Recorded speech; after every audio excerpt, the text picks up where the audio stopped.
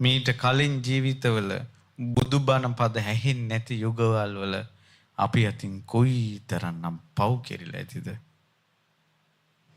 ඒවා ඔක්කොම අපරාපරිය වේදනීය කර්ම විදියට ආවොත් කලින් ජීවිතේ කරපු කර්ම ටික මේ ජීවිතේට ආවොත් ඒවාද පසක තැබේවා.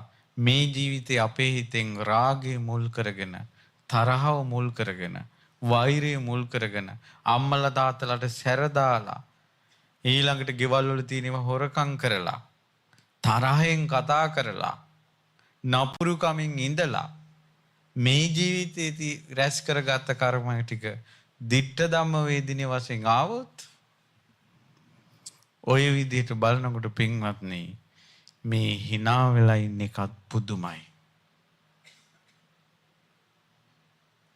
පුදුමයි.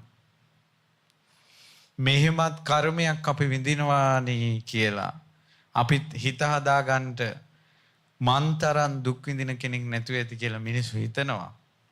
නමුත් හිතන්න මෙහෙම ඉන්න එකත් පුදුමයි කියලා.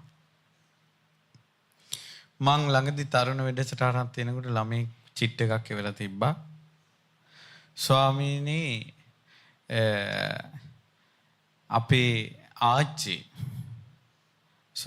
අපේ ආච්චි අවුරුදු 90යි ලෙඩ ඇඳේ අප්‍රමාණ දුක් විඳිනවා පවක් නේද ගෙවන්නේ කිව්වා. ආච්චි මැරුණා නම් හොඳයි ඇත්තටම මෙච්චර දුකක් විඳින්නේ උන්දගේ පව්කාරකමට නේද කිව්වා.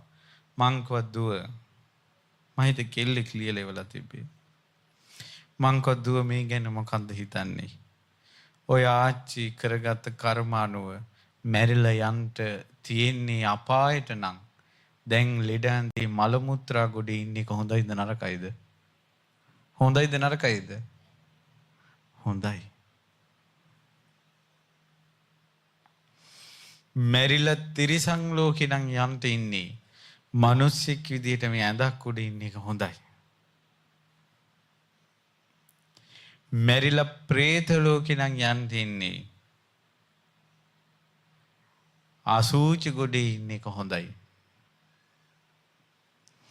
ඒ නිසා අනේ මෙහෙමත් කර්මයක් නොදකින් මෙහෙමත් මනුස්ස ජීවිතයක් කියලා මේ ලැබුණ මනුස්ස ජීවිතයට සාප කරගන්න එපා. මෙහෙමවත් ඉන්නවා පුදුමයි කියලා හිතන්න. කර්ම ගොඩක් විඳින ගමන් කලාතුරකින් මෙහෙම බණපදයක් හරි අහනවා. ඒක ශ්‍රේෂ්ඨ නැද්ද? දුක්ඛන්දරා විඳින